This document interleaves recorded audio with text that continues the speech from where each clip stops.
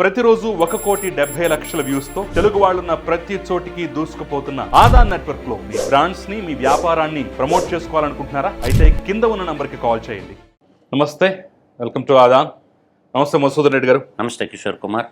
మసూదన్ రెడ్డి గారు, ఈరోజు మనం కాసేపు రాజకీయాలు పక్కన పెట్టి, వివాదాస్పద అంశాలు పక్కన పెట్టి కొన్ని మంచి విషయాలు మాట్లాడుకునే ప్రయత్నం చేద్దాం. సో ఈరోజు నా టాపిక్ ఏంటంటే విద్యా వ్యవస్థ. మన దేశంలో విద్యా వ్యవస్థ ఎలా ఉంది? ఎందుకంటే మనం తరచూ వింటూ ఉంటాం విద్య వ్యాపారం అయిపోయింది అని చెప్పేసి. గవర్నమెంట్ స్కూళ్ళలో కన్నా రిక్షా దొక్కునేటటువంటి కార్మికుడు కూడా కొద్దో గొప్ప రూపాయి సంపాదించుకొని వీలున్నంత వరకు ఏదో ఒక ప్రైవేట్ కాలేజీలో, ప్రైవేట్ స్కూల్లో చేర్పించడానికి తన పిల్లలకి మంచి చదువు చెప్పించాలని చూస్తున్నారు. సో మన దేశంలో విద్యా వ్యవస్థ ఎలా ఉంది? కార్పొరేట్ విద్య అంత అద్భుతమా? విద్యా వ్యవస్థ బాగుందా, చెడిపోయిందా? చెడిపోతే ఏం చేయాలి? ఏం చేస్తే బాగుంటుంది? ముఖ్యంగా విద్య వ్యాపారమై నిజంగానే కూర్చుందా? ఇత్యాది అంశాల గురించి మనం ఈరోజు డిస్కస్ చేసే ప్రయత్నం చేద్దాం. సో మీ అభిప్రాయం ఏంటి అసలు మన విద్యా వ్యవస్థ మీద? మన విద్యా వ్యవస్థకి పెరిగి కట్టలు కట్టింది ఏం లేదు, కానీ నేను చెప్తానండి. నలంద విశ్వవిద్యాలయం ఉన్నది, తక్షశిల అని ఒక విశ్వవిద్యాలయం ఉన్నది. వాటిని ప్రామాణికంగా తీసుకొని మన ఋషులు, మునులు, మహర్షులు వాళ్ళు చెప్పిన విద్యా వ్యవస్థ అంటే పెన్ను, పేపర్ లేని కాలంలోనే సకల విద్యలను బోధించినటువంటి పుణ్యభూమి నా భారతావని. మనం రామరాజ్యం అంటాం. రాముడు ఎక్కడ చదువుకున్నాడు? ఎవరి దగ్గర చదువుకున్నాడు? వాల్మీకి మహర్షి దగ్గర రామాయణం ఎలా రాశాడు? అదేవిధంగా రాముడు గురువైనటువంటి విశ్వామిత్రుడు విద్యలు, ఒక రాజైనటువంటి విశ్వామిత్రుడు రాజర్షి, ఋషి, మహర్షి, బ్రహ్మర్షి స్థాయికి ఎలా ఎదిగాడు మనకి ఉంది. మనకు ఆధారాలు బోల్డ్ ఉంటాయి. అందుకే భక్త మహర్షి గారు విద్యా పద్ధతిలో ఒక శ్లోకం చెప్తాడు. ఏం చెప్తాడంటే, విద్యానామనరస్య రూపమధికం ప్రచ్ఛన్న గుప్తధనం విద్య యశస్సుకరి భోగకరి విద్య గురుణాం గురురహ విద్యా బుద్ధజనో విదేశగమనే పరదేవత రాజసానుపూజ్యతే నహిం ధనం విద్యాహీన పశువహ అని మనకి భక్త మహర్షి గారు విద్యా పద్ధతిలో చెప్తాడు. మనకి లేనిది కొత్తగా ఏం లేదు, కాకపోతే పరిమాణ క్రమంలో ఏం చేశారంటే రకరకాలుగా మారిపోయినాయి.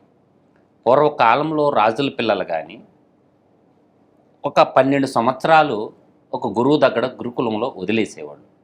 పరిపూర్ణంగా మనిషిగా రూపాంతరం చెందిన తర్వాత అతను దేనికైతే సూటబుల్ అవుతాడు, గదా యుద్ధానికి సూటబుల్ అవుతాడా, విల్లంబు విద్యానికి సూటబుల్ అవుతాడా, రాసేదానికి ఉంటాడా, రాజ్య పాలకుడు ఏ విధంగా ఉండాలి, దాన్ని సెట్ చేసేవాడు అనమాట.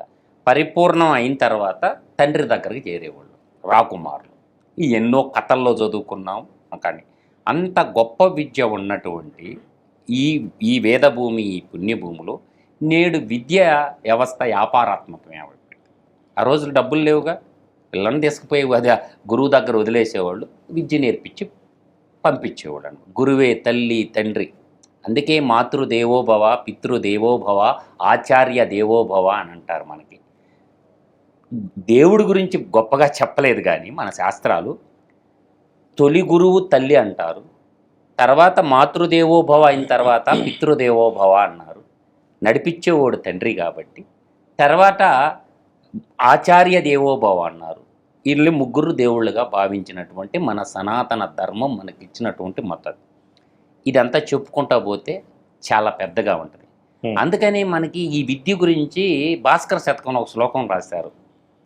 చదువుది ఎంత కలిగిన రసజ్ఞత ఇంచుక చాలకున్న చదువు నిరర్ధకంబు గుణసమ్ముతులెవ్వరు రెచ్చటన్ నలుడు నలపాకము చేసినదైన నుప్పు లేక రుచిపుట్టగా నేర్చునటయ్యా భాస్కర అని భాస్కర శతకంలో చెప్తారనమాట. నీకు ఎన్ని పిహెచ్డీలు ఉన్నా, ఎన్ని బీటెక్ సర్టిఫికేట్లు ఉన్నా, ఎన్ని బీఈడి, ఎంఈడి కుంకుమ పూసుకునే కాగితాలు నీకు ఆ దగ్గర ఎన్నున్నా ఉపయోగం ఉండదురా అయ్యా అంటే రసజ్ఞత, దాంట్లో పరిపూర్ణమైనటువంటి విజ్ఞానం నువ్వు సాధించినప్పుడే. విల్లంబు చేతిలో ఉన్నవాడు ప్రతి ఒక్కడు విల్లుకాడు కాదు, గద చేతిలో ఉన్న ప్రతి ఒక్కడు గద విద్య వచ్చినట్టు కాదు. అట్లాగేనంటే పరిపూర్ణ నిర్గుణాభావము తానయ్యా పరమాత్ముడవు అన్నాడు మహానుభావుడు. అంటే పరిపూర్ణమైనటువంటి విద్యని పిల్లలకు అందించకుండా ఉపాధి ఎక్కడి నుంచి వస్తుంది? నేను అంటుండే పాయింట్ ఏంటంటే, ఇవాళ ధనం మిదం జగత్ అన్నారు. అదే ధనం మిదం జగత్ అన్నప్పుడు డబ్బు లేనిది ఏది రానటువంటి దుస్థితి. డబ్బు లేనప్పుడు మనుషులు ఉన్నారు, డబ్బు లేనప్పుడు రాజ్యాలు ఉన్నాయి, డబ్బు లేనప్పుడు సుఖ సంతోషాలతో బతికారు. ఇప్పుడు ఏంది, డబ్బులున్నా రోగం తగ్గటం లేని పరిస్థితిలో ఉందన్నమాట. డబ్బు రోగం బట్టి అర్ధాయుష్యులైపోయి మానసిక రోగిష్ఠులైపోతున్నాయి. ఎంత పక్కన పెట్టేస్తే అసలు విద్యా వ్యవస్థ ఎలా ఉండాలా, ప్రభుత్వాలకు ఏమన్నా చిత్తశుద్ధి ఉందా అంటే లేదనే నేను చెప్పగలను. ఎందుకంటే ఒక ప్రణాళిక రచించుకునేటప్పుడు విద్యా వ్యవస్థలో నిర్బంధ విద్య అని మన రాజ్యాంగంలో రాసుకున్నప్పటికీ 14 సంవత్సరాల నుంచి భారత ప్రభుత్వం 18 సంవత్సరాలకి నిర్బంధ విద్య అన్నా కూడా ఎక్కడా ఇంప్లిమెంటేషన్ కావటంలా. దీనికి సమాధానం చెప్పేటటువంటి ధైర్యం శాసనకర్తలైనటువంటి ఎమ్మెల్యేలకు కానీ ఎంపీలకు కానీ ఎవరికి లేదు. దీని మీద విధానపరమైనటువంటి లోపాలు ఉండటం వల్ల చేయాల్సిన పని సక్రంగా చేయకపోవడం వల్ల బస్టుబట్టినటువంటి విద్యా వ్యవస్థ. ఈ వ్యవస్థని బస్టుబట్టింది కాబట్టి వదిలేద్దామా అంటే వదిలేయకూడదు. దీన్ని సంస్కరించాలా, పరిష్కార మార్గాలు ఉంటాయి, అన్వేషిస్తే పరిష్కార మార్గాలు ఉంటాయి. ఈరోజు నేను అంటుండేది ఏంటంటే, లక్షల కోట్ల బడ్జెట్ పెట్టమని జబ్బలు చదువుకునే ముఖ్యమంత్రులందరికీ నేను సూటిగా ఒకటి అడుగుతున్నా. ఈరోజు నేను అంటుండేదంటే, నవోదయ విశ్వవిద్యాలయాలు ఎలా నడుస్తున్నాయి, కేంద్రీయ విశ్వవిద్యాలయాలు ఎలా నడుస్తున్నాయి. ఒక సెంట్రల్ గవర్నమెంట్ కంపెనీ ఎక్కడన్నా పెడితే BHEL కానీ, IICT కానీ, CCMB కానీ, NFC కానీ, DRDO కానీ వాళ్ళ స్కూళ్ళు ఎలా నడుస్తున్నాయి, మన దౌర్భాగ్యపు పాఠశాలలు ఎలా నడుస్తున్నాయో ఒకసారి బేజూరు వేసుకోమని చెప్తున్నాను. నేను అనేది ప్రాథమిక దశలో, ప్రైమరీ 5వ తరగతి దాకా గ్రామాల్లో స్కూళ్ళు ఉన్నప్పటికీ 6వ తరగతి నుంచి 10+2 ఇంటర్మీడియట్ వరకు 10+2 వరకు నిర్బంధ విద్య ఎందుకు అమలు చేయలేకపోతుంది, విద్యని ప్రైవేటీకరణ ఎందుకు చేసినారు? ఎందుకంటే మౌలిక వసతుల కల్పన సరిగా లేకపోవడం వల్ల, ఇన్ఫ్రాస్ట్రక్చర్ సరిగా లేకపోవడం వల్ల ఒక కూలంకషమైనటువంటి వ్యవస్థ లేదు. నిర్బంధ విద్య ఎప్పుడు సాధ్యమవుద్దంటే ప్రతి మండలానికి ఒక 100 ఎకరాల్లో ఆల్ ఫెసిలిటీస్ వస్తాయి, టీచర్స్ కూడా అక్కడే ఉండాలి, టీచింగ్ నాన్ టీచింగ్ స్టాఫ్కి కూడా క్వార్టర్స్ కట్టేసి వాళ్ళు అక్కడే ఉండేసేటట్టు అక్కడ చుట్టూ కానీ మంచి గ్రీనరీ పెట్టేసుకొని సకల వసతులతోటే పిల్లలు 6వ తరగతిలో పోతే మళ్ళీ 12వ తరగతే బయటికి రావాలి. అట్లా 12 సంవత్సరాలు చెప్పిన 5+2 7 సంవత్సరాల పాటు నిర్బంధ విద్యను కానీ పిల్లలకు అందించగలిగితే ఆ తర్వాత అక్కడ ఉన్నటువంటి పిల్లల్లో రకరకాలైనటువంటి స్కిల్ ఉంటుంది. ఒక్కొక్కరికి స్పోర్ట్స్ రంగంలో రాణించేవాళ్ళు ఉంటారు, తర్వాత మెకానికల్ రంగంలో రాణించేవాళ్ళు ఉంటారు. వాళ్ళకి వాళ్ళకి ఏదైతే వస్తుందో, ఒక్కొక్కరికి స్పోర్ట్స్ అంటే ఇష్టం ఉంటుంది, ఒకరికి ఎలక్ట్రానిక్స్ అంటే, ఒక కెమిస్ట్రీ ఉంటుంది, ఒకటి మ్యాథమెటిక్స్ అంటే ఇంట్రెస్ట్ ఉంటుంది, రకరకాల సబ్జెక్టులు ఉంటాయి. ఇప్పుడు ఏంటంటే మోత మోగిపోతుంది. 6 రకాల సబ్జెక్టులు పెట్టి వాడికి ఏం ఉపయోగం, వాడికి ఏది అవసరమో ఇంటర్మీడియట్ దాకా పెట్టి మిగతా తర్వాత ఒకే సబ్జెక్ట్ మీద ఫోకస్. వాడికి మ్యాథమెటిక్స్ వస్తే మ్యాథమెటిక్స్ మీద, ఫిజిక్స్ ఇంట్రెస్ట్ అయితే ఫిజిక్స్, కెమిస్ట్రీ ఇంట్రెస్ట్ అయితే కెమిస్ట్రీ, బయాలజీ ఇంట్రెస్ట్ అయితే బయాలజీ, జువాలజీ ఇంట్రెస్ట్ అయితే జువాలజీ, అకౌంట్స్ ఇంట్రెస్ట్ అయితే అకౌంట్స్, స్పోర్ట్స్ ఇంట్రెస్ట్ అయితే స్పోర్ట్స్. అట్లా ఏ రంగంలో ఒకటికే, తర్వాత ఇన్స్ట్రుమెంటేషన్ ఉంటుంది, వుడ్ టెక్నాలజీ ఉంటుంది. ఏ రంగంలో ఇంట్రెస్ట్ ఉంటే ఆ రంగంలోనే వాడికి పరిశోధనలు పెట్టి వాడికి అదే విద్యగాన్ని నేర్పించినట్లయితే మళ్ళీ ఒక 4 సంవత్సరాలు 5 సంవత్సరాలు వాళ్ళ నిష్ణాతులై ప్రపంచానికి ఉపయోగపడే విధంగా అవుతాడు. నేను అంటుండేది ఏంటంటే, ఈరోజు ఎంత అవుతుంది, మ్యాక్సిమం తిప్పి కొడితే 100 కోట్లు కాదు. ఒక మంచి ఇంటర్నేషనల్ స్థాయి స్కూల్ ఏర్పాటు చేయాలంటే 100 కోట్లు కాదు. ఒక మండలానికి ఒక స్కూల్, అటువంటి స్కూల్ కట్టేస్తే వీళ్ళకి నొప్పి ఏంటని నేను అడుగుతుంటా. ఇప్పుడు 7 తరగతి గదులు, 7 తరగతులు అంటే 7, అట్లా ఒక 10 సెక్షన్లు పెట్టేస్తే 70 గదులు కట్టలేవా? అంటే మేము అంత ఇచ్చాము ఇంత ఇచ్చాము అని డాంబకాలు పలికేటటువంటి ప్రజాప్రతినిధులు ఒక మండలానికి ఒక క్రైటీరియా పెట్టుకొని, మండలానికి ఒక స్కూల్, మినిమం 500 మంది 10th క్లాసు, 500 మంది 9th క్లాసు, అట్లా వేసుకుంటూ పోతే నీకు ఎంతమంది అవుతుంది? ఒక మినీ 80 విశ్వవిద్యాలయాలకు కట్టేస్తే జాతికి ఒక ఆస్తిలాగా తయారైపోద్ది. వీళ్ళు చదివిచ్చారు, తర్వాత ఏం చేయాలి? ఇప్పుడు స్పోర్ట్స్ స్కూళ్ళు ఎందుకు కట్టరు? స్పోర్ట్స్ స్కూళ్ళు కట్టరు. తర్వాత ఒక్కొక్క టైటిల్కి సంబంధించింది ఒక్కొక్కటి ఉంటుంది, అగ్రికల్చర్కి సంబంధించిన స్కూళ్ళు. అట్లా అన్ని రంగాల్లో ఏర్పాటు చేసుకొని నిష్ఠాతులైన పిల్లలు బయటకు వస్తారు. వచ్చినప్పుడు నీకేమవుతుంది, ఇక్కడ ఎంప్లాయ్మెంట్ అనేది మోస్ట్ ఇంపార్టెంట్. ఈ ఎంప్లాయ్మెంట్ని కూడా మనం ఇప్పుడు ఎలా జపాన్ కానీ ఎంప్లాయ్మెంటు దేశ జనాభా ఇప్పుడు రష్యా ఉంది కొట్టిమిట్టాడుతుంది జనాభాకు లేక, ఆస్ట్రేలియా ఉంది జనాభా లేక కొట్టిమిట్టాడుతుంది, ఇజ్రాయిల్ ఉంది. చాలా దేశాల్లో భూభాగం ఉంటుంది కానీ జనాభా ఉండరు. అటువంటి దేశాలు ఐడెంటిఫైడ్ చేసి అక్కడ భూమి సువిశాలమైనటువంటి భూమి ఉంటాయి, సువిశాలమైన వనరులు ఉంటాయి. ఇవాళ గల్ఫ్ కంట్రీస్ ఉంటాయి. ఇప్పుడు డ్రైవరు, ఒక ట్రక్కు డ్రైవర్కి వాడికి ఏం కావాలా, హిందీలో మాట్లాడటం, ఆ అరబిక్ లాంగ్వేజ్లో మాట్లాడటం వచ్చేస్తే సరిపోద్ది. అరబిక్ అంటే స్కిల్ డెవలప్మెంట్, అరబిక్ మాట్లాడటం, వాడికి డ్రైవింగ్ నేర్పించడం.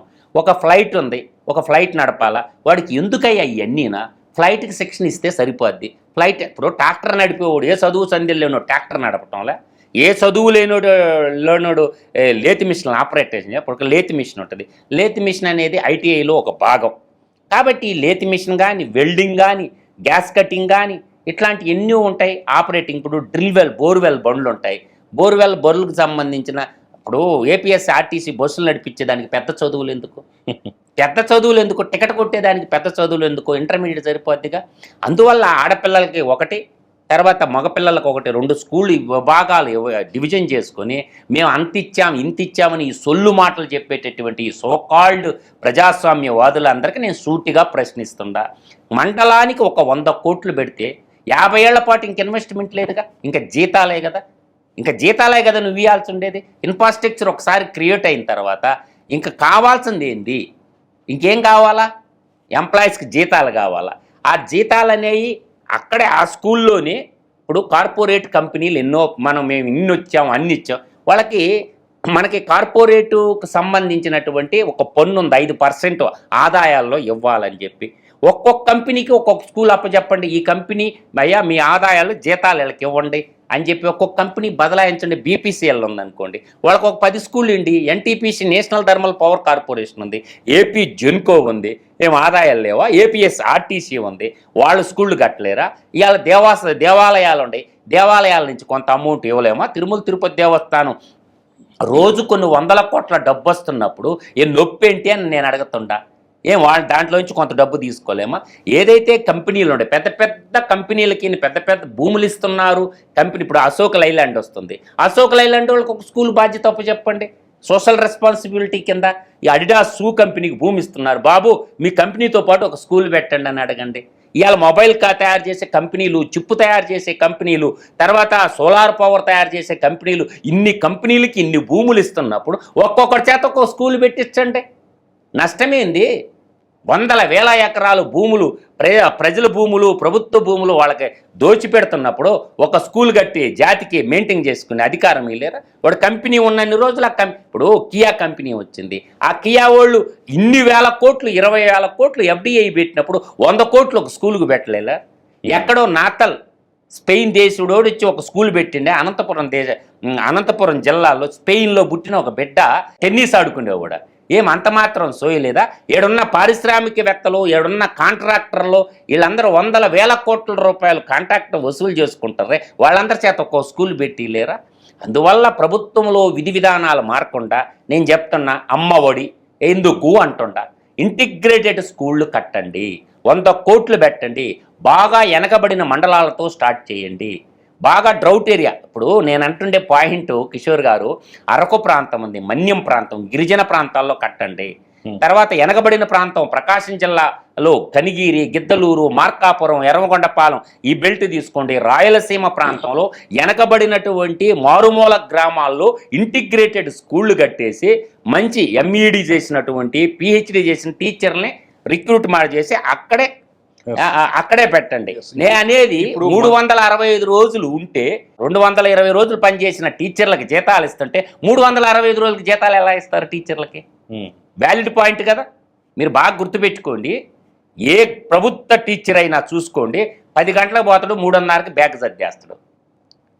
ఇవాళ 50,000 నుంచి 1,20,000 రూపాయల దాకా జీతాలు తీసుకుంటుంటారు గవర్నమెంట్ టీచర్లు. రెస్పాన్సిబిలిటీ ఉండదు. ఎందుకు రెస్పాన్సిబిలిటీ ఉండదు? మానిటరింగ్ వ్యవస్థ ఉండదు.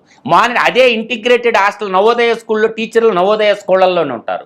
నేను అంటుండేది 365 రోజులు సంవత్సరానికి ఉంటే 180 రోజులు పనిచేసిన టీచర్లకు 365 రోజులు జీతాలు ఎందుకు ఇస్తుంది ప్రభుత్వం? అంటే పని చేయని రోజులకు కూడా వేతనాలు ఇస్తున్నారుగా. బాగా వ్యాలిడ్ పాయింట్ అనేది గుర్తుపెట్టుకోండి. ఏ రోజైనా విద్యాశాఖ అధికారులు కానీ విద్యాశాఖ మంత్రుల వర్యులు కానీ ఈ విధంగా ఆలోచించారా? ఎన్ని సెలవులు ఇస్తున్నారు? దసరా సెలవులని చెప్పి, పండగ సెలవులని చెప్పి, ఆదివారాలు 54 పోయినా సెకండ్ సాటర్డే అని చెప్పేసి పిల్లలకి సెలవుల మీద సెలవులు ఇచ్చుకుంటా కేవలం 180 రోజులు నడిస్తే మహా గొప్ప స్కూళ్ళు. 225 రోజులు నడవాళ్ళ కరికులం అంటది. నేను అంటుండే పాయింట్ ఏంటంటే, ఒక 6,000 కోట్లు, 7,000 కోట్లు, 10,000 కోట్లు వేసుకో, సంవత్సరానికి 2,000 కోట్లు చొప్పున పెట్టినా 5 సంవత్సరాలకి 10,000 కోట్లు అవుతాయి. ఆ 2,000 కోట్లకి నేను చెప్పినట్టు ఇంటిగ్రేటెడ్ స్కూళ్ళు ఏర్పడిపోతాయి కదా. శాటిలైట్కి అనుసంధానం చేసేసి శాటిలైట్ ఇంటర్నెట్ కనెక్షన్ పెట్టేస్తే సోలార్ ప్యానల్స్ అంటున్నారుగా, సోలార్ ప్లేట్లు పెట్టేస్తే పౌరాలకు వచ్చేస్తుందిగా. అన్ని రంగాలని బస్టు పట్టించేసి ఇలా విద్య ద్వారా చదివించుకోవాలంటే వాడు జీవితాంతం కష్టపడినంత చదువు ఖర్చు పెడుతున్నారు కార్పొరేట్ స్కూల్కి. ఎందుకు వచ్చింది ఈ దుస్థితి అంటే, సరైనటువంటి మ్యాన్ పవరు, సరైనటువంటి క్వాలిటీ ఎడ్యుకేషన్ అందించకపోవటం వల్ల నేటి యువత రోడ్లు పట్టుకొని ఎందుకు తిరుగుతున్నారు? ఇవాళ బీటెక్ చదివిన పిల్లల్ని ఎనీ కైండ్ ఆఫ్ కాలేజ్కి మీరు వెళ్ళండి, వాళ్ళ స్కిల్ ఉందా? కాదు, ఇప్పుడు మీరు చెప్తున్నట్టుగా సరే స్కూల్ సంగతి కాసేపు పక్కన పెడదాం. మీరు చెప్తున్న పద్ధతిలో చూసినట్టయితే యూనివర్సిటీలు, ప్రభుత్వ యూనివర్సిటీలకి 100 ఎకరాల స్థలాలు ఉన్నాయి. పెద్ద పెద్ద పిహెచ్డీలు చేసిన వాళ్ళు, ఎంతో విద్యారంగంలో నిష్ణాతులైన వాళ్ళు ప్రొఫెసర్లుగా ఉన్నారు. ఫండ్స్ ఉన్నాయి, ప్రభుత్వాలు కూడా ఇతోధికంగా ఫండ్స్ ఇస్తున్నాయి. సరే అన్నిటికీ ఇస్తున్నాయా లేవా అని కాసేపు పక్కన పెడదాం. అయినా కానీ కొన్ని యూనివర్సిటీలు మాత్రమే ఒక మంచి పొజిషన్లో చెప్పుకోవడానికి వేళ్ల మీద లెక్క పెట్టగల పొజిషన్లో ఉన్నాయి. మిగిలినవన్నీ దాదాపుగా కొనారెళ్ళిపోతున్న పరిస్థితే కదా. నేను ఒక మాట, సౌకర్యాలన్నీ కల్పించినా, హాస్టల్స్ పెట్టినా, ఎంతంత భూములు ఇచ్చినా కానీ అక్కడ ఎందుకు రావట్ల ఫలితాలు? ఇప్పుడు మెకానికల్ ఇంజనీర్ ఉన్నారు కదా, నీకు నచ్చిన కాలేజీకి వెళ్తాం పదంటే వర్క్షాప్ టెక్నాలజీ అని ఉంటుంది వాళ్ళకి. వాళ్ళకి ఏం లేదు, ఇప్పుడున్న మెకానికల్ ఇంజనీర్ 4 ఏళ్ళు ఇంజనీరింగ్ చదివి 4 జాస్ చెక్ అని ఉంటుంది. 4 జాస్ అంటే జాస్ అనేవి 3 కాకుండా 4 జాస్ ఉంటాయి. ఒక చిన్న రాడ్ ఇచ్చి వాళ్ళ ప్రొఫెసర్ని సెట్ చేయమని చూస్తా. అదే ఏ చదువు రానటువంటి బాలానగర్లో వర్క్షాప్లో పనిచేసేటటువంటి ఒక టన్నర్ని తీసుకుపోతే ప్యాక్స్ ఆఫ్ సెకండ్లో సెట్ చేసేస్తాడు. అంటే ప్రొఫెసర్లకు చదువు రావడం లేదు. మిల్లింగు, డ్రిల్లింగు, తర్వాత వెల్డింగు, ఇటువంటి ప్రొఫెసర్లకే రావడం లేదు. పిల్లలకి ఏం చెప్తారు నాకు చెప్పండి? ఒక 4 జాస్ చెక్ని నీ ఇష్టం వచ్చిన కాలేజీకి పోదాంపా, ఐఎమ్ ఛాలెంజ్. 4 ఏళ్ళు బీటెక్ చదివిన మెకానికల్ ఇంజనీరింగ్ ఒక రాడ్ ఇచ్చి దానికి థ్రెడ్డింగ్ ఏమని వేస్తాడేమో. కేవలం ప్రొడ్యూసర్ మాత్రమే చెప్తారు, ప్రాక్టికల్స్ ఏముండవు. ప్రాక్టికల్స్ ఉండవు. టూల్ గ్రైండింగ్తో మొదలు పెట్టుకుంటే అన్ని సెక్టార్లో ఇలాగే తగలడి ఉంది నేను చెప్పిన దాంట్లో. అంత అవకాశం కాదు. నేను అంటుండే పాయింట్ బాగా అర్థం చేసుకోండి. ఇక్కడ 6th క్లాస్ నుంచి ఇంటర్మీడియట్ దాకా పిల్లలకి నిర్బంధ విద్య అందించడానికి ఈరోజు హైదరాబాద్ లాంటి మహానగరం తీసుకున్న గుంటూరు, విజయవాడ, విశాఖపట్నం, తిరుపతి కార్పొరేట్ స్కూళ్ళు వాళ్ళ జీవితాలు నాశనం అయిపోతుండే. డబ్బులు పెట్టి ఆ డబ్బులు వెతుకొని పోయి పోస్ట్ ఆఫీసులు వేసినా ఆ వచ్చే డబ్బులతో సుఖంగా బతుకుతాడు మారుమూల పల్లెల్లో ఏడన్నా ఒక ఇల్లు కట్టుకుంటే. కాబట్టి నేను అంటుండే ఏంటంటే, యూనివర్సిటీ లాగా స్కూళ్ళు మారాల. ఇంటర్మీడియట్ అయిపోయిన తర్వాత ఒకే ఒక సబ్జెక్టు వాడు దేంట్లో నిష్ణాతుడైతే దాంట్లోకి వాడిని మళ్ళించాలి. దానికి సపరేట్ ఇప్పుడు వుడ్ క్రాఫ్ట్ స్కూళ్ళు ఉంటాయి కదా, షిప్ బిల్డింగ్ స్కూళ్ళు ఉంటాయి కదా, షిప్ బిల్డింగ్కి సంబంధించింది సపరేట్ యూనివర్సిటీ రావాలి. తర్వాత మాలిక్యులర్ బయాలజీకి సంబంధించి సేమ్ మాలిక్యులర్ బయాలజీ, ఇంకే సబ్జెక్ట్ ఉండకూడదు. స్పోర్ట్స్కి సంబంధించింది స్పోర్ట్సే ఉండాలి. ఇట్లా వర్గీకరించుకుంటే దాని తర్వాత ఏంటంటే ఎంప్లాయ్మెంట్ క్రియేషన్. చదువు అయిపోయిన తర్వాత నువ్వు కుంకుమ పూసుకునే సర్టిఫికేట్ ఇచ్చిన తర్వాత వాడికి ఉపాధి ఊడి చూపించాలా? ఆ రెస్పాన్సిబిలిటీ ఆ యూనివర్సిటీకి ఇవ్వాలా. వాడికి ఉపాధి చూపించిన దాకా ఆ యూనివర్సిటీలోనే ఉండాలి వాడు. ఇతర దేశాల నుంచి కొలాబరేషన్ పెట్టుకొని ఫారెన్ కంపెనీలతోటి, జనాభా తక్కువకున్న కంపెనీలతోటి కొలాబరేషన్ పెట్టుకొని అక్కడ ఎంప్లాయ్మెంట్ క్రియేట్ చేయాలి. ఎంప్లాయ్మెంట్ క్రియేషన్ కూడా భారత ప్రభుత్వం చేతులకు తీసుకోవాలి. ఎంప్లాయ్మెంట్ ఎలా క్రియేట్ అవుద్ది? స్కిల్ వచ్చినోడికి ఇస్తారు. చదువు అయిపోయిన తర్వాత సాఫ్ట్వేర్ కోర్సులు నేర్చుకుంటున్నారు, కానీ యూనివర్సిటీలో ఎందుకు నేర్చుకోవటం లేదా కోర్సు? నాకు చెప్పండి. హైదరాబాద్ అమీర్పేట చుట్టూ ఎందుకు తిరుగుతున్నారు పిల్లోళ్ళు? ప్రాజెక్ట్ రిపోర్ట్లు పేర్లు అన్నీ దొంగ ప్రాజెక్ట్ రిపోర్ట్లేగా. 5,000 ఇస్తే కొనుక్కొని పోతారు ప్రాజెక్ట్ రిపోర్టు. 2 నెలలు గాలికి తిరిగేది అమీర్పేటలో, 5,000 ఇచ్చేదే దొంగ ప్రాజెక్ట్ రిపోర్ట్ సబ్మిట్ చేసేది. అవునా కాదా కిషోర్ గారు, నాకు చెప్పండి. పిల్లల్లో యూనివర్సిటీ అధికారాలు చెక్ చేయటం లేదుగా.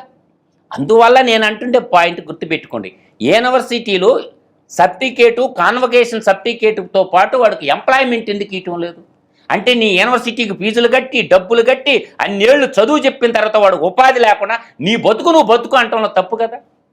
అంటే యూనివర్సిటీలు కానీ విశ్వవిద్యాలయాలు కానీ ఉపాధి కల్పించేటట్టు ఉండాలి. కానీ నేను ఒక కాగితం మొక్కిస్తానంటే ఇది ఒక ధర్మం, ఎట్లా ధర్మం కాదు కదా. ఇప్పుడు ఎన్డీఏ ఉంది, డిఫెన్స్ మిలిటరీలోకి పోయేవాళ్ళకి, మిలిటరీకి పోయేవాడికి మిలిటరీ స్కూళ్ళు పెట్టేసి వాళ్ళకి ఎంతమంది అవసరమో అంతవరకు ఇచ్చుకోవాలా. విదేశీయాలు ఉంటాయి, ఇప్పుడు రష్యా ఉంది, మ్యాన్ పవర్తో కొట్టిమిట్టాడుతుంది. ఇజ్రాయెల్ ఉంది, మ్యాన్ పవర్తో కొట్టిమిట్టాడుతుంది. జర్మనీ ఉంది, ప్రపంచం సువిశాలుగా ఉంది. అత్యధిక జనాభా ఉన్న ఈ దేశంలో వాళ్ళకి కావాల్సిన స్కిల్, ఒక డ్రైవర్కి ఏం స్కిల్ కావాలి చెప్పండి. ఇంటర్మీడియట్ అయిపోయింది, ఇప్పుడు గల్ఫ్ కంట్రీలు పోవాలా, డ్రైవర్స్ కావాలా, ఏం కావాలా? లక్షల జీతాలు ఉన్నాయిగా. ట్రక్ డ్రైవర్లకు కూడా లక్షల జీతాలు ఉన్నాయిగా. ఇంటర్నేషనల్ డ్రైవింగ్ లైసెన్సే కదా వాళ్ళకి కావాల్సింది. అక్కడ నామ్స్ ఏ ప్రకారం ఉండవు, ఆ నామ్స్ ప్రకారం వాళ్ళకి లాంగ్వేజ్, ఆ డ్రైవింగ్ నేర్పించే డ్రైవింగ్ ట్రక్ ఎంత అవుతుంది చెప్పండి కిషోర్ గారు నాకు. ఒక ట్రక్ డ్రైవరు మీకు ప్రపంచంలో హ్యూమన్ రిసోర్స్ మినిస్టర్ ఏం పేరు కట్టలు కడతారు? అయ్యా మీకు ఏం ఎంప్లాయ్మెంట్ కావాలా, మా దేశంలో యువత ఉన్నారు, యువతకు మానవ వనరులు పుష్కలంగా ఉన్నాయి, మీకు ఎంతమంది డ్రైవర్లు కావాలా, శిక్షణ ఇవ్వండి, లాంగ్వేజ్ నేర్పించండి. వాడికి 3 నెలలకు రాదా లాంగ్వేజ్? 3 నెలలకు కాకపోతే 6 నెలలకు రాదా? అక్కడి నుంచి ఆ ఇంటర్నేషనల్ నామ్స్ ఉండే డ్రైవర్లు రప్పిండి ఇక్కడికి, వాళ్ళ చేత ట్రైనింగ్ ఇప్పిండి, వాళ్ళ భాష నేర్పించండి, ఎక్స్పోర్ట్ చేయండి, ప్రభుత్వమే పంపించండి. ముద్ర బుద్ధి, ఈడు మా భారతీయుడు అని చెప్పి వాడికి లైఫ్ సెక్యూరిటీ కూడా ఉంటుంది కదా. వీసా కాడ ఇబ్బందులు, పాస్పోర్ట్ కాడ ఇబ్బందులు, ఈ దరిద్రాన్ని అంతా ఎవరు మొయ్యాలా? పాలిస్తున్న పాలకులు ఎమ్మెల్యేలు చేయాలి. ఒక వ్యవసాయం చేసే వాళ్ళకి ఎన్ని అవకాశాలు ఉన్నాయి, చాలా అవకాశాలు ఉన్నాయి అగ్రికల్చర్లో. ఇలా ప్రపంచవ్యాప్తంగా ఇలా జపాన్లో అయితే ఇళ్ళు ఫ్రీగా ఇస్తారు అగ్రికల్చర్ చేసేవాళ్ళకి. అగ్రికల్చర్ చేసేవాళ్ళకి 10th అయిన తర్వాత అగ్రికల్చర్ డిప్లొమా సర్టిఫికేట్ ఇస్తున్నావు. కానీ జపాన్ వాళ్ళతో మాట్లాడుకొని, అయ్యా మీకు ఎంతమంది కావాలా అగ్రికల్చర్ ప్రొఫెషనల్స్ మా దగ్గర ఉన్నారు, వాళ్ళ లాంగ్వేజ్ జపనీస్ లాంగ్వేజ్ నేర్పించేసి అక్కడ పోయే మార్గం తెలియటం వాళ్ళకి, ఎలా పోవాలా, ఎవరిని అప్రోచ్ అవ్వాలా, ఇదంతా ఎవరు చేయాలా? సెంట్రల్ గవర్నమెంట్లో ఉన్నటువంటి మానవ వనరులకు సంబంధించినటువంటి ఒకవైపు ఎడ్యుకేషనల్ డిపార్ట్మెంట్, ఈ చైన్ లింక్ లేదు, ఒకదానికి లింక్ లేదు. ఒక పాస్పోర్ట్ పిల్లోడికి తేవాలంటే ఎంత కష్టాలుగా ఉంది. పాస్పోర్ట్ అథారిటీ ఆఫ్ ఇండియా వాళ్ళు దాన్ని ఏం చేయాలి, స్కూల్లో కాలేజీ వాళ్ళు తయారు చేసి ఇవ్వాలి. ఒరే బాబు ఇదిగో ఈ పాస్పోర్ట్ తెచ్చి నువ్వు పెట్టుకో, నువ్వు ఎక్కడికి పోవాలనుకుంటున్నావు, నువ్వేమవ్వాలనుకుంటున్నావు అని చెప్పి ప్రతి ఒక్కరి డేటా తయారు చేయాలి. ప్రతి చదువుకున్న ప్రతి పిల్లోడు డేటా నీ దగ్గర ఉండాలి. దాన్ని బట్టి ఏం చేయాలంటే, నీకు ఇంట్రెస్ట్ ఉంటే అప్లై చేయరా బాబు అని అది స్కూళ్ళు రెస్పాన్సిబిలిటీగా తీసుకోవాలి. స్కూళ్ళు తీసుకోవచ్చు, కాలేజీలు తీసుకోవచ్చు, అందరూ తీసుకోవచ్చు. వాళ్ళు చదువు అయిపోయిన తర్వాత కాన్వకేషన్ సర్టిఫికేషన్ ఇచ్చి మార్కులు ఇచ్చి యాడికి పోవాలి, వాడికి అర్థం కాకపోతే ఏం చేయాలి చెప్పండి. నేను అంటుండేది ఏంటంటే, ప్రాథమిక విద్యా దశలో ఉన్నటువంటి స్కూళ్ళు నేటికి మారలేదు కిషోర్ గారు. మోసబట్టిన చదువుల వల్ల ఉపయోగం ఎవరికి ఉండదు, దేశానికి భారంగా మారతారు. దేశానికి స్కిల్ డెవలప్మెంట్ అంటారు, స్కిల్ డెవలప్మెంట్ లేదు, బొంగు లేదు, పేరే.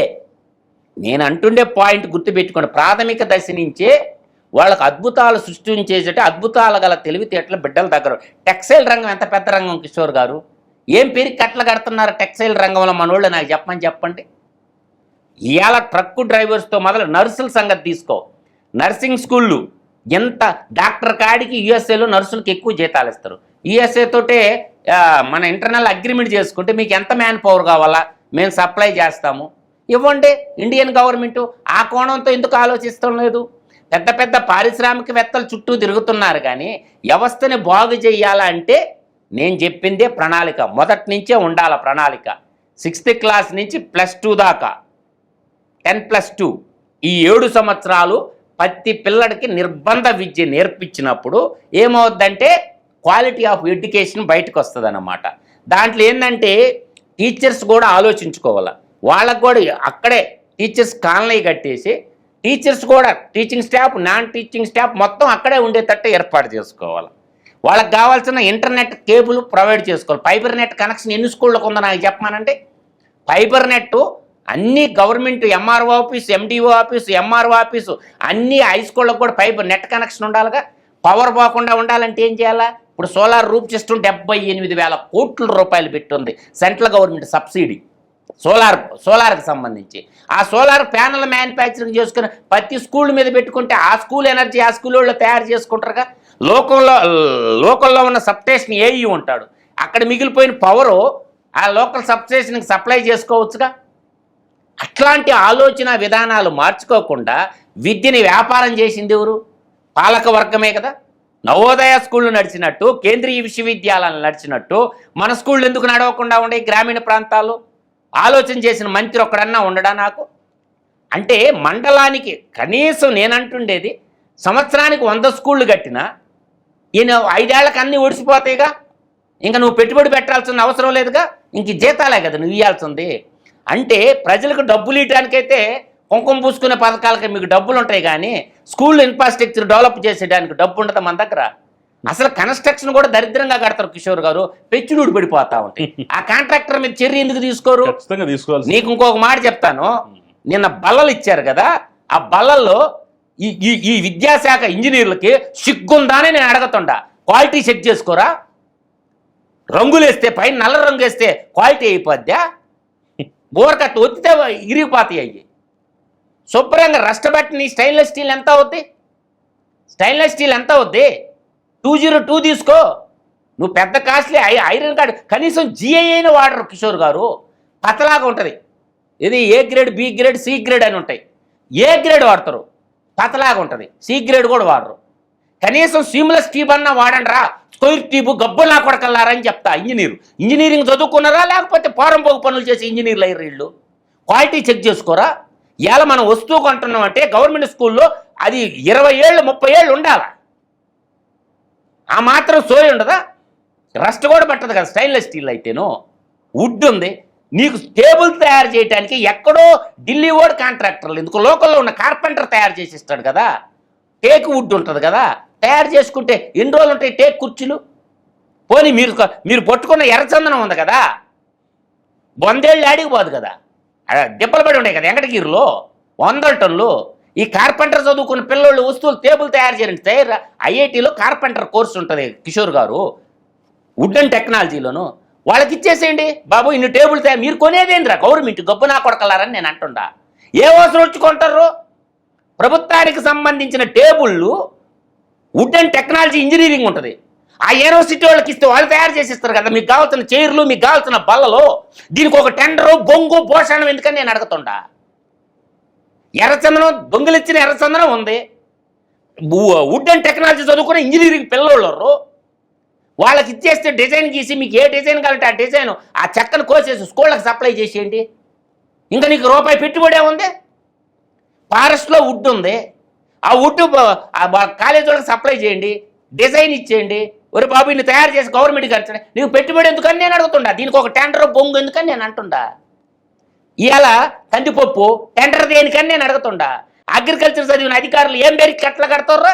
ఎన్ని ఎక్స్ట్రా వ్యవసాయ క్షేత్రాలు ఉన్నాయి. కందిపప్పుకు ఒక టెండరు, దేనికి కందిపప్పుకు టెండరా?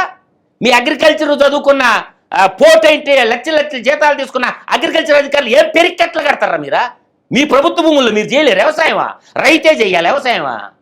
అగ్రికల్చర్ డిప్లొమా చదువుకున్న పిల్లల చేత చేపించండి వ్యవసాయం. ఆ నుంచి వచ్చినటువంటి పల్లీలు తీసుకోండి, చిక్కీలకు ఒక టెండరు, కోడిగుడ్లకు ఒక టెండరు, పౌల్ట్రీ అండ్ డైరీ సంస్థ ఉంది కదా, ఏం మీరు ఉత్పత్తి చేయరా? మీ ప్రభుత్వ అవసరాలకు అవసరమైన కోడిగుడ్లు మీరు ఉత్పత్తి చేయలేరా? ఎందుకు కొంపకంబూసుగా సర్టిఫికేట్ డైరీ సైన్స్ అని ఎందుకు పెట్టారా? ఇట్లా ఆలోచన విధానాలు మార్చుకోకుండా, మంత్రులు మారకుండా, 5 ఏళ్ల పదవి ఉంటే మనం 1000 కోట్లు నాకినవా, 10,000 కోట్లు నాకినవా, 1,00,000 కోట్లు నొక్కేసినవా ఇది చూసుకుంటారు కానీ ఈ విధంగా ఆలోచన చేస్తారు. నాకు చెప్పండి కిషోర్ గారు, దేనికి టెండర్లో? ఇప్పుడు కొండలు ఉంటాయి, ఒడ్డెరి కమ్యూనిటీ ఉంటుంది, మీకు ఏ సైజు రాళ్ళు కావాలో స్కూళ్ళకి వాళ్ళకి ఇచ్చేసేయండి. ఒడ్డోళ్ళు కొట్టిచ్చిస్తారుగా, డైరెక్ట్ గవర్నమెంట్కి సప్లై చేస్తారుగా. రాళ్ళు ఏ కావాలంటే ఇరిగేషన్లో వాడుకోవచ్చు, స్కూళ్ళకు వాడుకోవచ్చు, R&Bలో వాడుకోవచ్చు. మళ్ళీ దీనికి ఒక టెండరు. దేనికి అవసరం వచ్చింది?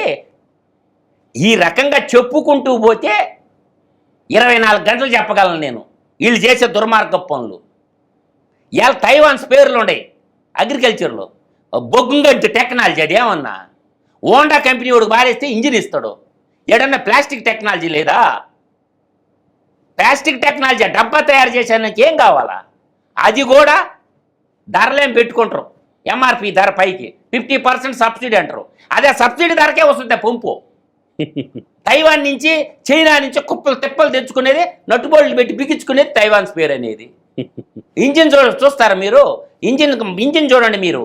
ఆస్పీ కంపెనీ వాళ్ళు కానీ హోండా కంపెనీ వాళ్ళు ఇంజిన్లు బ్రహ్మాండంగా తయారు చేస్తారు. హోండా వాడితే ఇంజిన్లు తీసుకోండి, మిగతాదంతా మీరు బిగించుకోండి. అంటే ఇంజిన్ తయారు చేసే కెపాసిటీ కూడా లేదా మెకానికల్ ఇంజనీర్లకి? అవకాశాలు ఇవ్వటంలో నేటి యువతకి ప్రభుత్వాలు రీసెర్చ్ R&D రీసెర్చ్కి పెట్టండి కొంత డబ్బు. ఈ కట్టలు కట్టేది ఏందమ్మా? 2,94,000 కోట్ల బడ్జెట్లో R&Dకి ఒక 1,000 కోట్లు ఖర్చు పెట్టలేరా? ఏమవుతుంది R&Dకి పెడితే?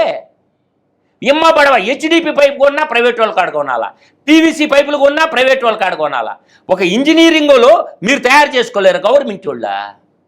ప్రభుత్వ అవసరాలు తెలియదా మీకు? అంటే బల్లలో ప్రైవేట్ వాడు సప్లై చేయాలా, బ్యాగులు ప్రైవేట్ వాడు సప్లై చేయాలా, లెదర్ అండ్ టెక్నాలజీ. ఏం బ్యాగులు ఎందుకు తయారు కావాలి? లెదర్ అండ్ టెక్నాలజీలా? లెదర్ అండ్ టెక్నాలజీ ఉంది కదా కిషోర్ గారు, ఆ లెదర్ అండ్ టెక్నాలజీలో గవర్నమెంట్కి సంబంధించిన ఉత్పత్తులు మనం తయారు చేసుకోలేమా? ఎంత దౌర్భాగ్యం అంటే, ఏం బస్సులో వాడాడమ్మా ఎంఆర్ఓనా? వాడికి స్పెషల్ కారు, ఏం పెరిగి కట్టలు కడతారా? వాడికి స్పెషల్గా డబ్బులు. ఒక ఎంఆర్ఓ మండల మేజిస్ట్రేట్కి ట్రావెలింగ్ అలవెన్స్ కింద ఎంత ఇస్తారో చూసుకోండి. బస్సులు పిచ్చి కుక్కలు తిరుగుతున్నాయి కదా, ఈయనకి స్పెషల్ కారు. ఆ బడ్జెట్ చూస్తే అడ్మినిస్ట్రేషన్ ఎక్స్పెండిచర్ చూడండి. ఒక్కసారి ప్రభుత్వం అధికారి అయితే వాడు తిన్న జీడిపప్పులు, వాడు తిన్న కూల్ డ్రింకులు, వాళ్ళు తినేసిన మొత్తం బడ్జెట్ కారులు 100 స్కూళ్ళు కట్టొచ్చు ఆ డబ్బులతోటి. ఆ విధంగా చాక్ పీసులు తయారు చేసుకోలేరా? చాక్ పీసులు కూడా తయారు చేయలేరంట కిషోర్ గారు. అదేమన్నా పెద్ద టెక్నాలజీ? అన్ని రంగాలలో పరిపూర్ణంగా రాష్ట్రం తయారు చేయాలంటే ఫ్యాబ్రిక్ రంగం తీసుకో. చేనేత కార్మికులు అల్లాడిపోతుంటారుగా. చేనేతగా మన ఎంగడిగిరి చేనేత, ఒప్పాడ కానీ రకరకాల పద్మశాలీల కమిటీ ఉందిగా, పోతున్నారుగా. దర్జీలకు కూడా దర్జీలు ఉంటారుగా, ఎక్కడికక్కడికి ఇచ్చేస్తే ఎంత ఖర్చు తగ్గిపోద్ది కిషోర్ గారు? దానికి కూడా టెండర్లా? దౌర్భాగ్యం కదా. అందువల్ల నేను అంటుండేది ఏంటంటే, నేటి యువతరాన్ని మానవ వనరులే కొన్ని కోట్లు తెచ్చి పెడతాయి. మనం ఏమంటున్నాం? బ్రిటిష్ వాడు కొల్లగొట్టుకోబోయింది అంటారు. ఇవాళ మనోళ్ళు ప్రపంచంలో అన్ని దేశాలకు చీమల దొండలాగిపోయి విదేశీ కరెన్సీ ఎంత తెస్తారు? అంటే మానవ వనరులు కూడా ఉపయోగించుకొని దేశ సౌభాగ్యాన్ని, దేశ యొక్క ఆర్థిక స్థితిని కూడా పెంచవచ్చు కిషోర్ గారు. ఒక్క డ్రైవరు ఇంట్లో పనిచేసే స్లీపర్లు పోతున్నారు కదా గల్ఫ్ కంట్రీలకి, లైఫ్ సెక్యూరిటీ ఉంటుంది వాళ్ళకి. అదే ప్రభుత్వం ఇనిషియేట్ తీసుకుంటే ఎంత బాగుంటుంది కిషోర్ గారు? ఇళ్లల్లో పనిచేసేదానికి ఏం చదువు కావాలా? భాషే కదా. వాళ్ళు ఎవరెవరు గల్ఫ్ కంట్రీల్లో ఇళ్లల్లో పనిచేయడానికి పోతారమ్మని లేడీస్ ఎంతమంది పోయి బలైపోయి వస్తున్నారు? తెలంగాణ యువత అయితే ఎంతమంది శవాలు తెచ్చుకున్నారు? ప్రభుత్వాలు ఇనిషియేట్ ఎందుకు తీసుకోవు? దానికి సపరేట్ డ్రైవ్ పెట్టేసి ఎంప్లాయ్మెంట్ క్రియేషన్కి చెప్పి ఏ దేశాల్లో ఉండేని ఒక మినిస్ట్రీ క్రియేట్ చేసుకోవచ్చుగా. వాడికి అదే పని ఉండాలి. ఆ దేశంకి పోయి ఆ దేశ ప్రధానమంత్రితోనూ ఆ దేశ ప్రెసిడెంట్తోనూ, సార్ మీకు డ్రైవర్లు ఎంతమంది కావాలా, మీకు ఎంతమంది స్లీపర్ కావాలా, ఎంతమంది ఎల్డర్లు కావాలా, ఎంతమంది టన్నర్లు కావాలా, మేము సప్లై చేస్తాం సార్, మీరు శాలరీలు ఏమి ఇస్తారో చెప్పండి అని చెప్పి, బాబు అప్లై చేసుకోండి, మేము అగ్రిమెంట్ చేసుకున్నాం, ఇంతమంది కావాలంటే దేశవ్యాప్తంగా ఎంతమంది అప్లై చేసుకుంటారు ఒకసారి ఊహించుకో కిషోర్ గారు. అందువల్ల పాలక వర్గాన్ని నేటి యువతరం ప్రశ్నించక, నాకు 25 లక్షలు బ్యాంక్ డిపాజిట్ కావాలి, వాడు ఆడ తెచ్చి పెడతాడు? మిడిల్ క్లాస్లో నాకు చెప్పండి. బ్యాంక్ షూరిటీ ఆడ తెచ్చి పెడతాడు? వాడు చదువుకున్నదే గగనం, బ్యాంక్ షూరిటీ పెట్టండి. ఇండియన్ సావర్నిటీ గ్యారెంటీ ఉంటే సరిపోద్దిగా. భారతదేశమే సావర్నిటీ, మా భారతీయుడు మేమే గ్యారెంటీ ఇస్తున్నామని చెప్పి పెట్టేసి వాడు పంపించి వాడు ఉపాధి పరంగా మళ్ళీ సేఫ్గా తీసుకురావచ్చుగా. అందువల్ల నేను చెప్తుండేది ఒకటే చూడండి, భారతీయ విద్యార్థులు మెడికల్ రంగంలో యుక్రెయిన్ పోయి ఎంతమంది చదువుకుంటారు, చైనా పోయి ఎంతమంది చదువుకుంటారు? ఆ ఎడ్యుకేషన్ మనం అందిలేమా? ఆడగట్టే డబ్బు ఏడు పెట్టలేరా? ఇవాళ జర్మనీ ఫ్రీ ఎడ్యుకేషన్ అంటుంది. జర్మనీ ఫ్రీగా ఉందిగా ఎడ్యుకేషను. మన భారతదేశంలో చదువుకుండే పరిస్థితి. ఒక్క కలెక్టర్ కొడుకన్నా, ఒక ఆర్డీఓ కొడుకన్నా, ఒక ఎంఆర్ఓ కొడుకు, ఎండిఓ కొడుకు, కనీసం ముఖ్యమంత్రి కొడుకులు, ఎమ్మెల్యేల పిల్లలు, ఎమ్మెల్సీ పిల్లలు, ఎంపీటీసీలు, జడ్పీటీసీలు, ప్రజాప్రతినిధుల పిల్లలు ఏడ చదువుతారు? మొత్తం ప్రైవేట్ స్కూల్లోనే కదా. ఎవరన్నా గవర్నమెంట్ స్కూల్కి పంపిస్తారా అంటే చెప్పేదానికే ఉంటుంది. చెప్పేది ఏమో శ్రీరంగ నీతులు, చేసేయన్నీ గుడి చేటి పనులు అంటారన్నమాట. చెప్పేదేమో శ్రీరంగ నీతులు, చేసేయన్నీ గుడి చేటి పనులు.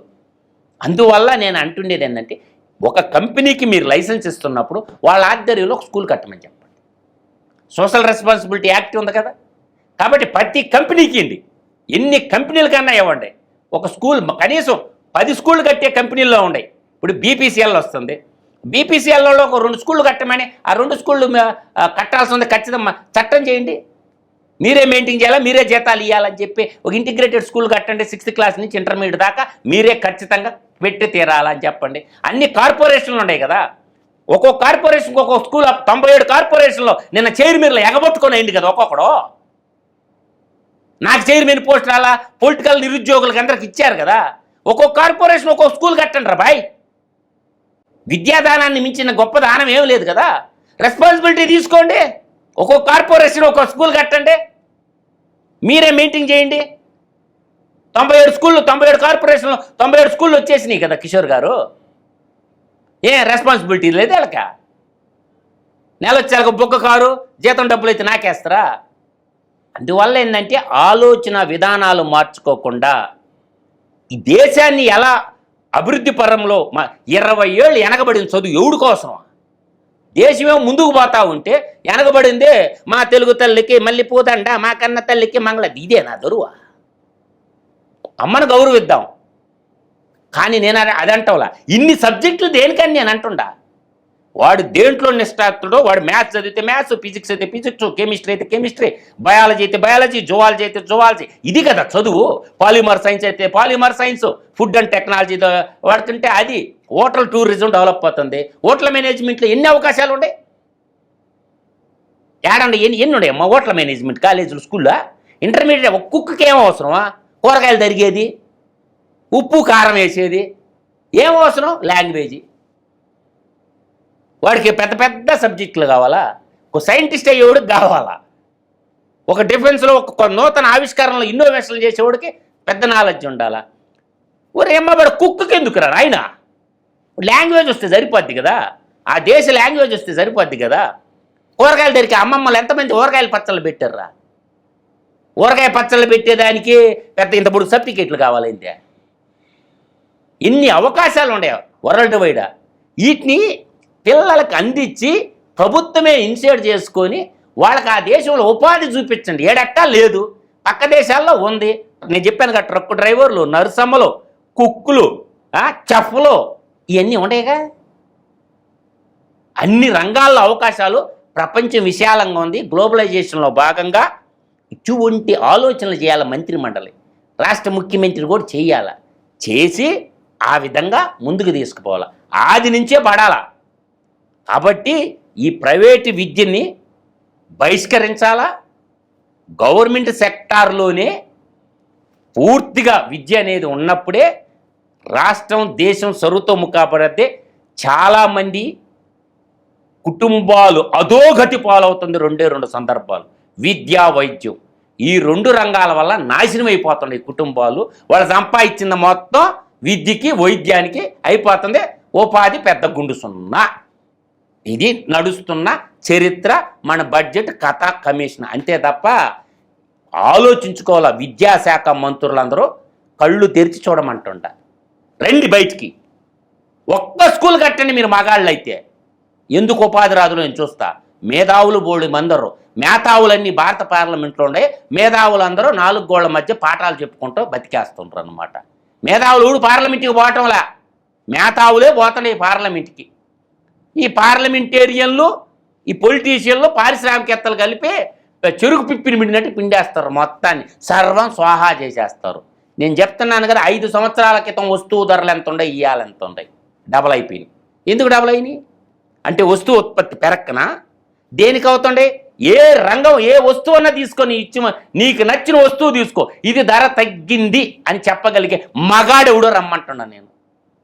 ఎందుకు డబల్ అయినాయి అంటే ఉత్పత్తి పెరిగే కొద్దీ ధరలు తగ్గాలి కదా. ధరలు ఎందుకు డబల్ అవుతుంటాయి? దాపెట్టేస్తారు. మొత్తం వస్తువులన్నీ దాపెట్టేయటం. రైతు దగ్గర ఉన్నప్పుడేమో జీరోలో ఉంటుంది, ఒక 3 నెలలు గమ్ముగా ఉంటారు. ఏసీ గోడౌన్లో పెట్టేసి 100 రూపాయలు టమాటాలు, 200 రూపాయలు టమాటాలకు అమ్మారు. అదే రైతు కాడ 10 రూపాయలు 20 రూపాయలు. ఏదైనా తీసుకో, ఉల్లిపాయ అంతే. రైతు పండించిన పండగప్పుడే ఉండదు, వాడి కానించి మొత్తం గుంజేస్తారు, కోల్డ్ స్టోరేజ్లో పెట్టేస్తారు. 3 నెలలు డిమాండ్ సప్లై ఉంటుంది కదా, ఎవడికి తెలియదు ఇదే. డిమాండ్ని క్రియేట్ చేస్తారు, పైకి పెంచరు, మళ్ళీ 3 వాళ్ళ సరుకు అయిపోయినాక మళ్ళీ ధరల కిందకి దిగుతుంటాయి. నిలువెల్ల దగ. ఈ దగాలన్నింటిని ఆపలేరా అధికారులు? ఆపలేరా కిషోర్ గారు? చేతరాదా? ఒక్క 30 రోజులు మనం ఏ ఎదవ నా కొడుకులు ఆట ఆడి చూపిస్తా నేను. వీళ్ళ పొనుకుంటా ఏసీ రూముల్లో పని చేయకుండా 30 రోజుల్లో ఆట ఆడి చూపిస్తా ఒక్కొక్కడిని. ఏసీ కోల్డ్ స్టోరేజ్లు కట్టరు రైతుల కోసం, కానీ పారిశ్రామికవేత్తలు కట్టిన కోల్డ్ స్టోరేజ్లు మాత్రం సరుకంతా ఉండిపోద్ది. పండించే ఉత్పత్తిదారుడికి వినియోగదారుడికి మధ్య దళారీలు మాత్రం వేల కోట్లకు అధిపతులు అవుతారు. పండించినోడు అప్పులు పాలైపోతారు, కొనేవాడు కూడా నెల వచ్చేలకు జీతం కోసం ఎదురు చూస్తుంటాడు. మీరందరూ కొంటున్నారు కదా ఇళ్లలో వస్తువులు, ఏ డబల్ కాలేదు నాకు చెప్పండి ఒక వస్తువు పేరు. ఆంధ్రప్రదేశ్ గవర్నమెంట్ ఒక సబ్బు బిళ్ళ తయారు చేయలేదా? సోప్ ఇండస్ట్రీ ఉంది ఆంధ్రప్రదేశ్కా, ఒంటికి రుద్దుకునే సోపా నాకు చెప్పమానండి. ఆంధ్రప్రదేశ్ గవర్నమెంట్ గారు ఒక డిటర్జెంట్ తయారు చేసే టెక్నాలజీ లేదా? నేను ఇంకోటి కూడా అడగతా, salt packet, Andhra brand salt packet చూపించమని నాకు. కోస్టల్ తీరం 974 కిలోమీటర్లు ఉంటే ఉప్పు పండించే గ్రామాలు ఎన్ని ఉన్నాయి? Tata salt, Annapurna salt. సిగ్గుందా అని అడుగుతుండా మినిస్టర్ల వర్గానికి? ఉప్పు కూడా సాల్ట్ ప్యాకెట్ కూడా తయారు చేయలేరా? ఇది కరెక్టా రాంగా? సిగరెట్ల మీద సిగరెట్లు పేలుస్తారే, పొగాకు ఎక్కడ పడుతుంది? ఉందా టొబాకో సిగరెట్ ఇండస్ట్రీ ఆంధ్రప్రదేశ్లో? కలకత్తాలో ఉంది ఐటీసీ కంపెనీ. ఐటీసీ బోర్డు మాత్రం గుంటూరులో ఉంటుంది. ఎంత పండిస్తారో పొగాకు విజయనగరం జిల్లాలో కానీ, మనకి జగ్గపేట కానీ, ప్రకాశం జిల్లా కానీ, నెల్లూరు జిల్లాలో కానీ. నెల్లూరు జిల్లాలో డీసీపల్లిలో ఒక బోర్డు ఉంటుంది, నెల్లూరు జిల్లాలో కలిగిరి మండలంలో ఒక బోర్డు ఉంటుంది, నెల్లూరు జిల్లాలో కందుకూరులో ఒక బోర్డు ఉంటుంది, కనిగిరిలో ఒక బోర్డు ఉంటుంది, పొదుల్లో ఒక బోర్డు ఉంటుంది. పండించేది మనం. ఎక్కడ సిగరెట్ మ్యానుఫ్యాక్చరింగ్ అవుతుంది? ఇట్లా చెప్పుకుంటా పోతే చాంతాడంత లిస్ట్ ఉంది. సిగ్గులేని మంత్రులుగా తయారైపోయి సిగ్గులేని పాలకులు ఓట్లు వేసుకుంటా ఈ మాట్లాడు ఒక్కడు కూడా పార్లమెంట్లో. నన్ను తిట్టిండ్రే, నన్ను గిల్లిండ్రే, ఇంత సైజు ఉంది, ఇంత పొడుగు ఉంది, ఈ కాదు మాట్లాడుకోవాల్సింది, ఈ మాట్లాడాల్సింది. కొన్ని లక్షల టన్నులు సాల్ట్ ఉత్పత్తి చేస్తుంది ఆంధ్రప్రదేశ్ తీరరేఖ పరంలో రైతులు ఉన్న తీర ప్రాంత రైతులు. సాల్ట్ ప్యాకెట్ ఏదిరా నాయనా? ఒక సబ్బు బిళ్ళ. ఇది ఘనమైన ఎడ్యుకేషన్ వ్యవస్థ. నేను మాట్లాడంటే ఒక్కటన్నా తప్పుందా నాకు చెప్పండి కిషోర్ గారు? ఉందా మీ జర్నలిజం కెరియర్లో? సాల్ట్ ప్యాకెట్ తయారు చేసేటటువంటి ఇండస్ట్రీ మనకుందా? ఎంత బిజినెస్ ఉంది సాల్ట్ బిజినెస్? వాటర్ బాటిల్ చెప్పు, ఇవాళ ఎంత వాటర్ బాటిల్? నాగార్జున సాగర్ ఇన్ని టీఎంసీలు నీళ్లు, శ్రీశైలం ఇన్ని టీఎంసీలు నీళ్లు, పులిచింతలు ఇన్ని టీఎంసీలు. మంచినీళ్ళు బాటలేదురా బాబు. ఇవాళ ముఖ్యమంత్రి టేబుల్ మీద బాటిల్ లోడు ఉంటాయో చూడండి, వాటర్ బాటిల్ తయారు చేయలేరా? ఎట్లా ఇలా చెప్పుకుంటూ పోతే దానికి ఒక పరిశ్రమవేత్త, ఒక పారిశ్రామికవేత్త, ఒక భూషణీకేగాడు రావాలి. వాటర్ బాటిల్ కూడా తయారు చేయలేరా? సెక్రటరియట్లో వాటర్ బాటిల్ బిల్లు ఎంత నాకు చెప్పమనండి. సెక్రటరియట్లో వాటర్ బాటిల్ బిల్లు బయట పెట్టమనండి. కలెక్టర్ ఆఫీసులో వాటర్ బాటిల్ బిల్లు బయట పెట్టమనండి. ఆల్ ఎంఆర్ఓ ఆఫీసులో వాటర్ బాటిల్ బయట పెట్టమనండి. వాటర్ బాటిల్ కూడా తయారు చేసుకోలేరా? మొఖాన్ని ఉయ్యాలనిపించడం వల్ల మీకు మళ్ళీ ఫుడ్ అండ్ బెవరేజ్ కార్పొరేషను కొబ్బరి బాండం పండించిన లీటర్ కొబ్బరి బాండం రైతులను అడగండి, బాండం ఎంత అమ్ముకుంటారు? గోదావరి జిల్లాలో చెప్తారు, కోనసీమలో. మంచిల బాటిల్ ఖరీదు ఎంత, కొబ్బరి బాండం ఖరీదు ఎంత? రైతులన్నా బాగుపడతారు కదా. 10 రూపాయలు కాయ అమ్ముకుంటారు గోదావరి జిల్లా రైతులు. తెంపేటోళ్ళు లేరు. పక్క దేశాల్లో కోతులు పంపించి తింపుకుంటారు కొబ్బరికాయ. ఇది ఘనమైన ప్రజాస్వామ్యం. అందువల్ల ఏంటంటే వ్యవస్థలన్నీ కుళ్ళు పెట్టినప్పుడు ఎవడో ఒకడు గొంతెత్తి మాట్లాడకపోతే, కడక్కపోతే ఏం చేయలేము. విద్యా వ్యవస్థకు పట్టిన చీడే మొత్తం. ఈ చీడకి ప్రభుత్వమే కారణం. ఉపాధి లేని సర్టిఫికేట్లు మాకెందుకురా బాబు? నా డబ్బు నీ సర్టిఫికేట్ తీసుకొని మేము ఇప్పుడు దాకా ఖర్చు పెట్టిన డబ్బు రిటర్న్ ఇవ్వమని అడగాల. బీటెక్ చదువుకున్న పిల్లలు, పిహెచ్డి చేసిన పిల్లలు, ఎంటెక్ చదువుకున్న పిల్లలు, ఒరే నీకు ఇంత గట్టా, నా డబ్బు నాకు నీ సర్టిఫికేట్ నువ్వు తీసుకోమని ప్రభుత్వాల మీద తిరగబడాలా. అప్పుడే పరిష్కారం దొరకద్ది. తల్లిదండ్రుల ఆవేదన, ఒక్కొక్కడు 25 లక్షలు, 20 లక్షలు, మినిమం 10 లక్షలు పెట్టి వాడి జీవితాన్ని దారపోసే టైం వేస్ట్. నేను 20 లక్షలు పెట్టి చదువుకున్నా మిలాడ్, నాకేం ఇవ్వటం లేదు ఈ ప్రభుత్వం. మీ సర్టిఫికేట్లు మీరు తీసుకొని నా 20 లక్షలు నాకు ఇవ్వమని వాడు అడిగితే ఏడ పెట్టుకుంటారా తలకాయని అడుగుతున్నా నేను. వాడు డబ్బు అయితే నొక్కేసారుగా, వాడు టైం వేస్ట్ చేశారుగా, వాడు వ్యవసాయం గొర్రెలో మేకలు కలుసుకొని బతికా వాడు తెచ్చుకొని చదువుకొని గుచ్చారుగా. ఉపాధి లేనప్పుడు నా 20 లక్షలు పోయినాయి సార్, నా డబ్బులు నాకు ఇవ్వమంటే అప్పుడు ఏం చేస్తారు? పిల్లడికి ఆ డబ్బులు కొట్టేసి బిల్డింగ్ల మీద బిల్డింగ్లు కట్టుకుంటాడవే నువ్వు. వాడు అడిగితే అప్పుడు ఏం చేస్తాడా? ఇస్తాడా? న్యాయమూర్తి సమాధానం చెప్తాడా? ఆర్టికల్ 226 కింద చీఫ్ జస్టిస్ తో అడుగుతున్నా నేను. నాకు ఉపాధి చూపించిన చదువు నాకు ఎందుకురా బాయ్, నా డబ్బులు నాకు ఇవ్వండి, మీ సర్టిఫికేట్లు మీకు ఇస్తానంటే జడ్జిమెంట్ ఏమిస్తాడు నాకు చెప్పానంటే లాభం ఉందా? చట్టం చేయమనాలి, శాసనసభ చట్టం చేయమనండి. మీరు ఉపాధి చదివించాలని చదువు సర్టిఫికేట్లు తిరిగి మాకు ఇస్తే మా డబ్బులు మాకు ఇవ్వాలని నేటి యువత ధర్నా చేయబోతుంది. అన్ని అసెంబ్లీలు ముట్టడించబోతుంది. ఎక్కడికి పోతారా మీరు? మీ ఎమ్మెల్యేలు, మీ మంత్రి మండలి ఎక్కడికి పోద్ది? నిర్బంధ విద్యను ఫ్రీగా చెప్పినా నాకేమన్నా నువ్వా? డబ్బులు తీసుకొని కదా చదువు చెప్పింది. నాకు ఉపాధి నువ్వు చూపించినప్పుడు నీ సర్టిఫికేట్ నువ్వు తీసుకొని నా డబ్బులు లాక్కింది. నా బతుకు నేను బతకతా, ఆటో తోలుకోను, వ్యవసాయం చేసుకోను, లేకపోతే పోస్ట్ ఆఫీసులో డిపాజిట్ పెట్టుకోను, నా బతుకు నేను బతకతా అని వాడంటే అప్పుడు ఏం చేస్తారు చెప్పండి? తిరుగుబాటు మొదలవుద్ది ఏదో ఒక రోజు. ఆ తిరుగుబాటు మొదలైనప్పుడు ఒక్క సాగు చేస్తారు ఈ ప్రైవేటు విశ్వవిద్యాలయ ఓనర్లు అందరూ. ఎవడో చూడలేదు అనుకోను బాకండి, ఎర్రవేగ బాకండి, కాలం కన్ను గప్పి తిరుగుతున్నాం అనుకోబాకండి. మీ అన్నీ చూస్తుర్రు ఒక వ్యవస్థ. నేను చెప్తున్నా, ఈ ప్రైవేట్ ఇంజనీరింగ్ కాలేజు, ప్రైవేట్ యూనివర్సిటీలు పెట్టుకున్న ప్రతి గబ్బు నా కొడుక్కి చెప్తుండా, మూడో కన్ను చూస్తుంది, గుర్తు పెట్టుకొని భయంగా బతకండి. ఉపాధి చూపించిన ప్రతి ఇంజనీరింగ్ కాలేజీ యాజమాన్యం తిరిగే సర్టిఫికేట్లు తీసుకున్న డబ్బులు అడిగింది. ఉపాధి లేక అడక్కదంటే సిగ్నీలో డ్రైవర్లుగా, డెలివరీ బాయ్లుగా ఎందుకున్నా ఉండాల్సి వస్తుంది వాళ్ళ. ఇది అంతా కడగాల. అన్ని జర్నలిస్ట్ ఛానల్లో నేను చెప్పిన ఈ వాయిస్ రైట్ చేసినప్పుడే కొంచెం భయంగా బతకతారు, వ్యవస్థలన్నీ మార్పు వస్తాయి. అంతే తప్ప మామూలుగా చేతులు కట్టుకొని చుంటే ఉపయోగం ఏం లేదు కిషోర్ గారు. ఖచ్చితంగా తిరుగుబాటు మొదలవుద్ది ఏదో ఒక సందర్భంలో. ఆ రోజు ఈ ఇంజనీరింగ్ కాలేజీలు, డీమెట్ యూనివర్సిటీ వాళ్ళు కోట్లు నొక్కేశారు భారతీయుల సంపద. అదంతా ఇటుబాటు కూడా ఎవడికి తెలియదు. అందుకే శేషప్ప కవి గారు చెప్తారు, లక్షాధికారి అయిన లవణమన్నమే మింగు, మెరుగు బంగారంబు మింగబోడు అని. చివరికి దొంగల కిత్తులు దొరలకవును అని. దొరలంటే ఏంటి? ఆ రోజుల్లో దొరలు ఉండేవాళ్ళు కాబట్టి ప్రభుత్వాలు పాల్గొతాయి. తర్వాత ఏమవుద్ది కిషోర్ గారు? ఏదో ఒక దొంగ నా కొడుకుని దొంగేస్తాడు. నువ్వు ఏదైనా ఫ్లైట్ యాక్సిడెంట్లో చస్తే నీ ఆస్తులు జాతీకరణం అవుతాయి. ఏం పోతా ఈ జానెట్ పట్టుకు ఎంత తింటావు అంత తింటావు. ఈ యూనివర్సిటీలు పెట్టి, స్కూళ్ళు పెట్టి, లక్షల కోట్లు కొట్టేసుకొని శేషప్ప కవి గారు ఊరకనే చెప్పాల నరసింహ శతకంలో, లక్షాధికారి అయినా లవణమన్నమే మింగు, మెరుగు బంగారంబ మింగ. పోతా పట్టకపోయేది ఏమి లేదు. పిడికిడు బూది కూడా ఈ భూమండలం నుంచి పట్ట, అది కూడా భూమిలో కాలగర్భంలో కలిసిపోతుంది. కాలచక్ర భ్రమణంలో నువ్వు గన్న కళలన్నీ కూడా కాలచక్ర భ్రమణంలో కాలగర్భంలో కలిసి నీ ఎంబడి ఏమి రాదు. మోసేదానికి 4 వస్తారు. పోయేటప్పుడు శవం మీద డబ్బులు ఇసిరేస్తారు, ఒరే ఎత్తుకో తినరా అంటారు. అవి కూడా ఎత్తుకోవాలి.